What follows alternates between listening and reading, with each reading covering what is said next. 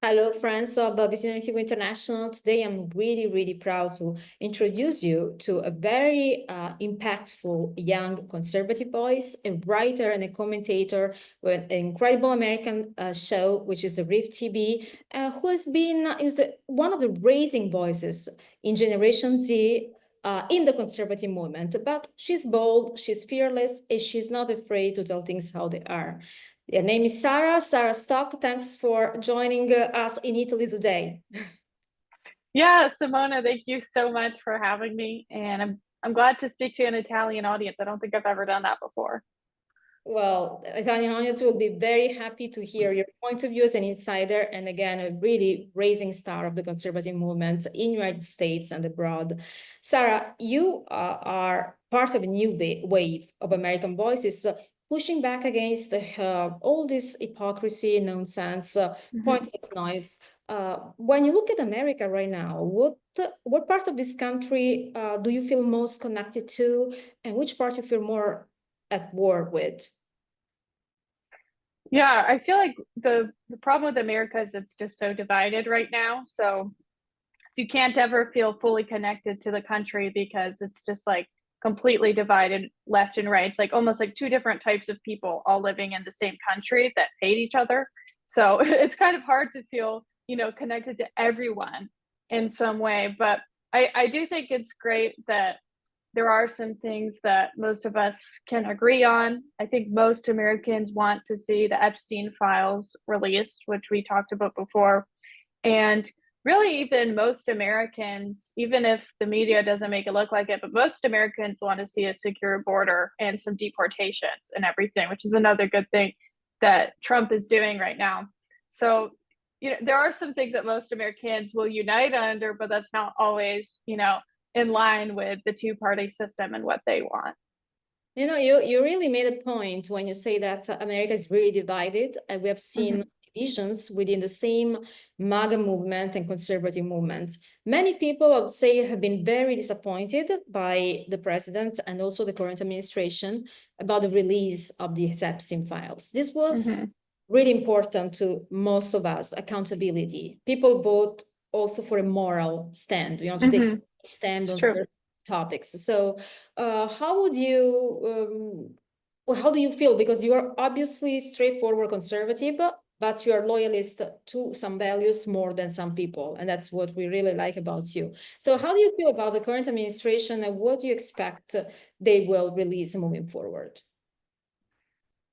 Yeah, that's the thing, is a lot of people who are supporting Trump and everything that he does, they say, oh, you have to support everything he does if you want to support Trump. And it's like, well, I didn't vote for Trump just because I like Trump. I voted for him because he promised certain things and there were certain things that he stood for. And one of those things was that he was going to get rid of all the corruption and expose the bad actors, right? I remember when he campaigned back in 2015 saying he was going to lock up Hillary Clinton.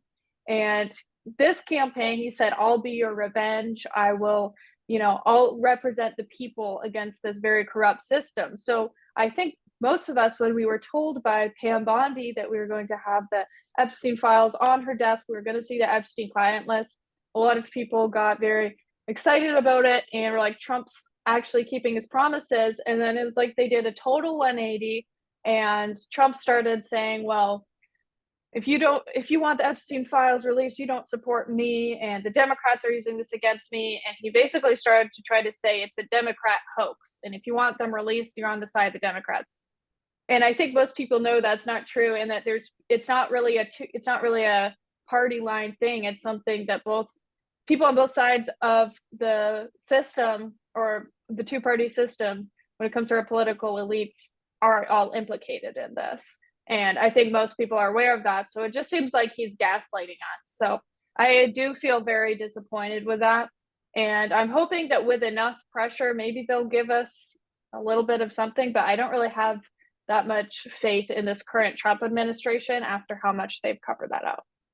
Yeah, and many of us feel this way, and it's important that they've been saying there is a list on my desk, Pam Bondi, for who doesn't know, is the Attorney General of the United States, and she claimed to have this list on her desk, and she was doing the Fox News round saying that the content is shocking, or then coming up to the conclusion, telling American people, no, there is no list. There is nothing such a list, so let's move on, let's focus on economy.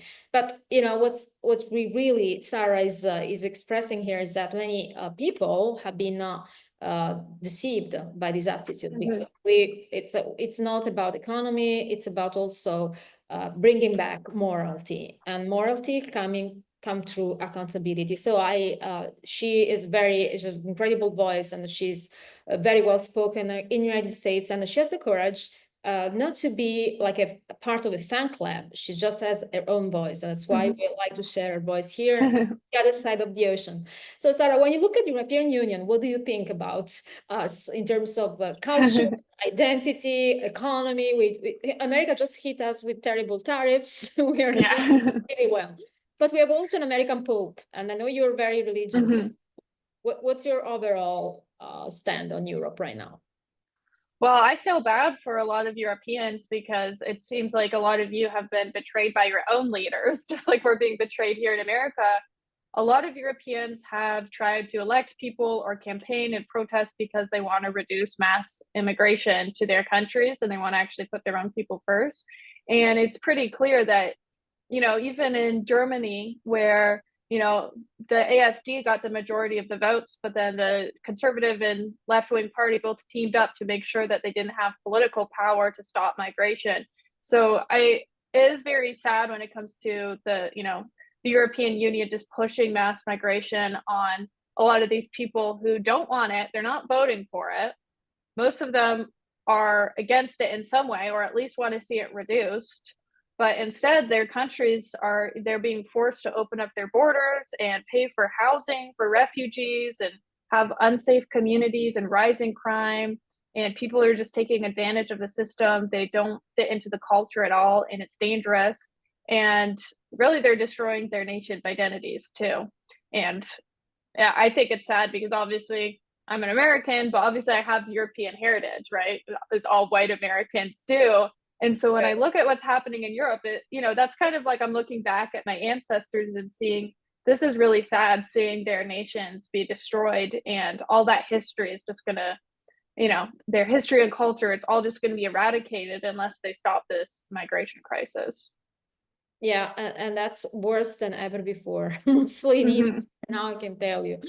So what Americans think about having an American Pope from Chicago? Do you think it's bringing Americans toward Catholicism, or they just don't care?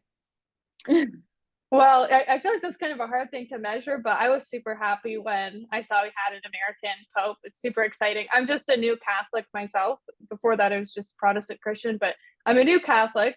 So it was kind of exciting. It was almost like my first Pope as a Catholic was American too.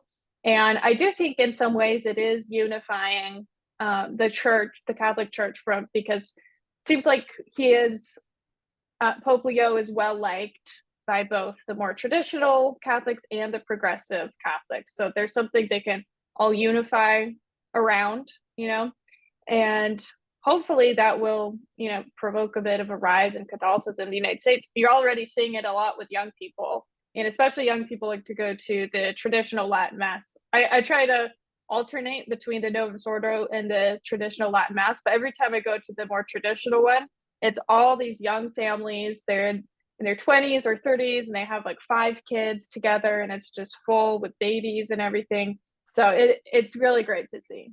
That's nice to see that there is we're exporting Catholicism also in United States, even though many, there are many issues inside the church have been discussed, but I always say I'm a big defendant of the church itself for whatever it represents from a genuine point of view. Talking about religions, all the war that are, carried on religions. In Europe here, we have a really different opinion about what's going on with Israel and Gaza. Many people stand up against what they call to be a genocide. In America, the current administration is mostly supporting Israel. Some would say almost unconditionally. you had your own view about that. Could you share it with us?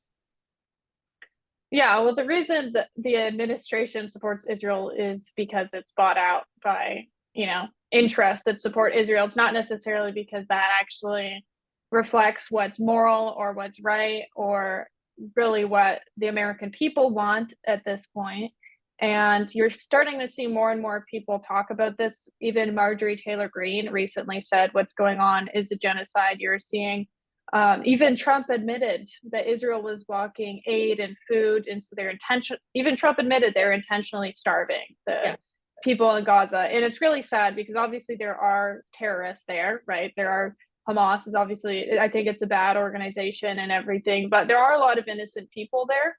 And it is very sad to see people like Randy Fine, Republican congressmen who are supposed to support Christian values, and for some reason they're saying it's a good thing if innocent little children are dying because they're Palestinian. So that's something I just totally can't support at all. And I really I don't think America should have any part in that war and should be giving, Israel weapons and everything when they're clearly not using them in a moral way.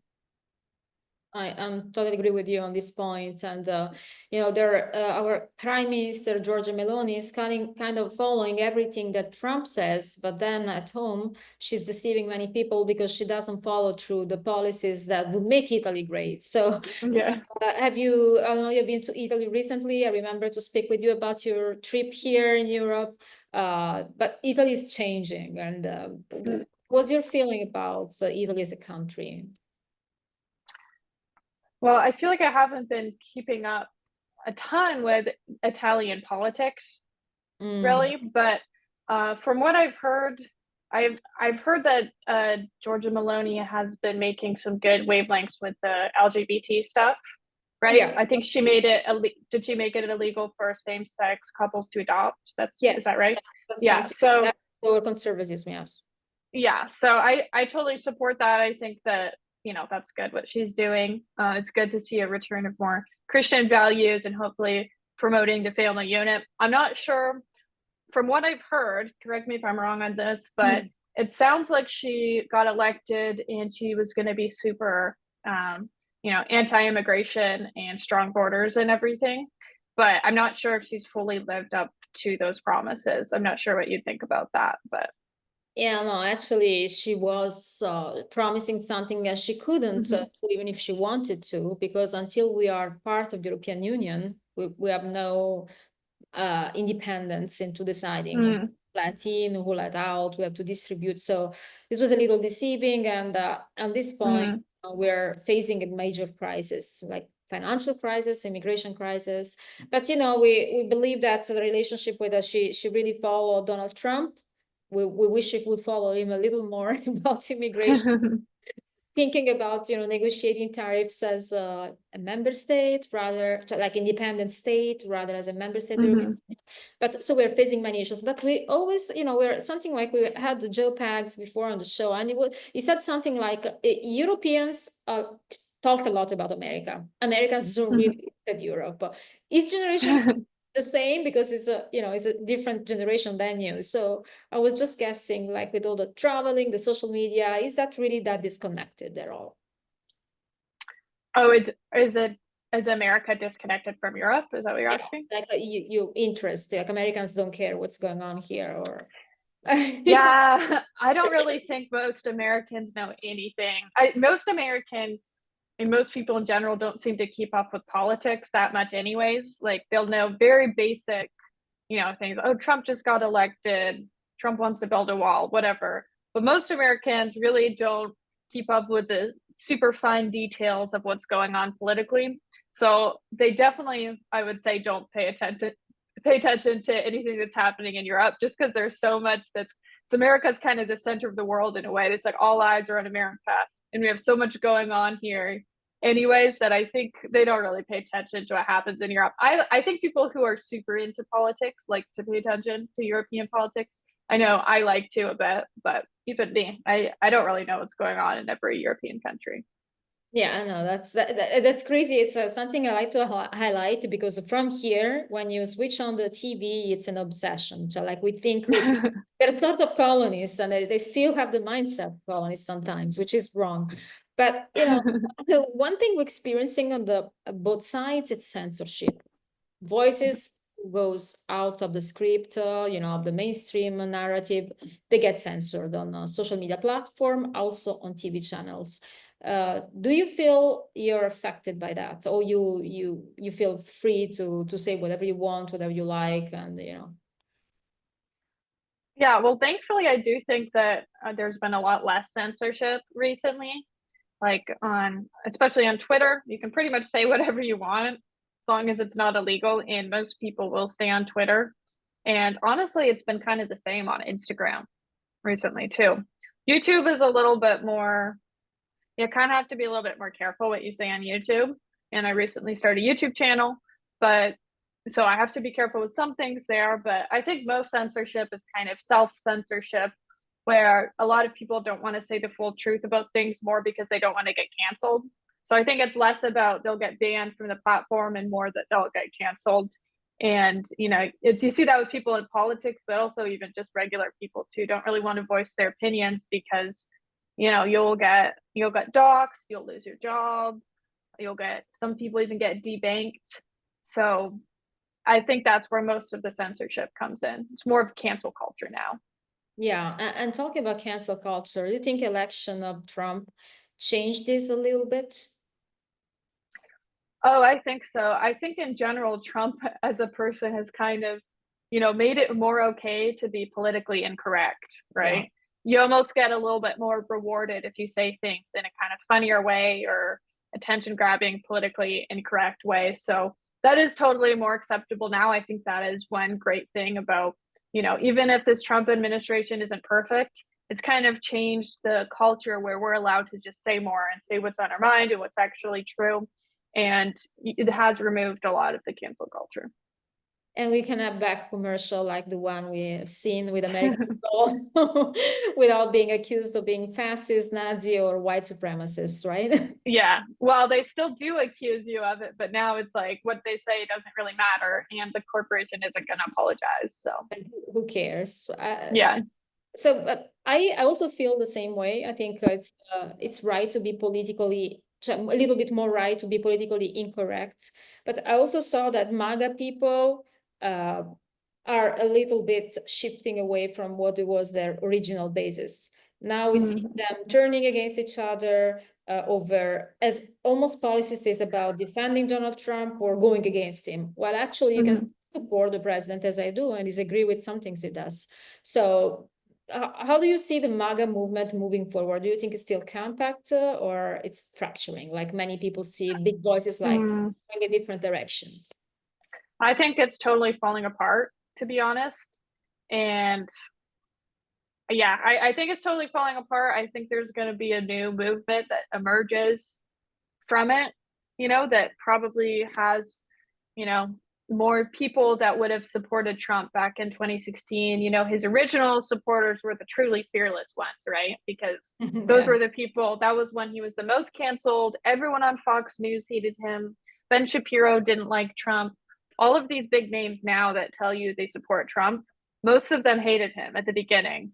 And now you'll notice it's like all of the people that originally supported Trump and loved him because of what he stood for now are feeling betrayed by him and wanting to move on to something else. So I do think that he's kind of killed the MAGA movement in a way with this new administration. But I do think that there's probably something else that's going to emerge. And really, it's like people are going to have to pick a side. That's what I think. When it comes to the Republican Party, people are going to have to pick, are you part of the establishment or are you someone who wants to actually reform the system, which is what Trump stood for originally? That's absolutely. I think people are listening to Visione TV. I've been mentioning this before, and now you have another American voice explain to you what is really happening inside the MAGA movement. I think we will have a spin-off. I agree. And who do you think is going to emerge in 2028? If you could support someone in 2028, who would be? It's going to sound bad, but I don't think there's any big names right now that are considering running that I can, off the top of my head, that I think would be a great president or fight against the system or whatever. I do think what is going to happen is that they're going to try to run JD Vance. I think that's probably what's going to happen. But if that happens, I don't see JD Vance being any really any different from the Trump administration we have now. I think it would kind of be a continuation. And not only that, but he's in bed with a lot of these tech billionaires. And so I think, you know, these tech billionaires, it's like Elon Musk wanting to replace American workers, right, with these H-1B visas, because it's good for the corporations. They have this transhumanist vision of turning everything into AI. And I think it's kind of, you know, I think AI can be used for good in some ways, but I think it's kind of godless, and I can see it being really destructive, even if it's really profitable for these tech billionaires. So and those are the people who are backing JD Vance. So I'm not really too excited about him running. Yeah, and actually many people here in Europe are guessing what's happened with Elon Musk. And I always say it's more complicated than not getting along with Trump on the big, beautiful bill. It's much more complicated. You mentioned this visa importing workers from abroad, mostly India, right? It's like most this type of ethnology, where we have a lot of qualified American people that could definitely work in this position. So yes, and what do you think? The last question, I'll let you go, was very interesting talking to you. I'm sure people will appreciate your insider views. What do you think being the biggest weakness of the conservative movement right now and biggest strength? I think the biggest weakness right now is that people are more likely to, I guess, be loyal to a person or a political party rather than actual values and ideas. And really just that, I mean, I guess it's kind of a different thing, but just that the party itself is driven by financial interests or interests of specific ethnic groups or whatever, and not really the interests of the American people as a whole. So I think that's just in general a big problem on the right wing.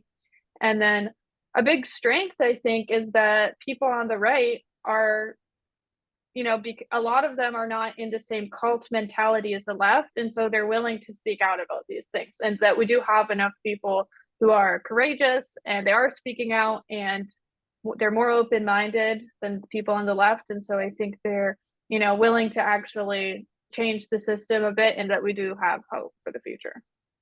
Thank you so much, Sarah. It's always a pleasure speaking with you, and I'll see you soon in Los Angeles. Thank you. Can't wait to see you. One last question, sorry, where people can find you and follow you? Oh yeah, if people want to find me, it's just Sarah C. Stock on both X and on Instagram. And I have a YouTube channel as well, and it's Sarah_Stock on YouTube. Grazie. Thank you. Have a great day, and thanks again. We'll want you back.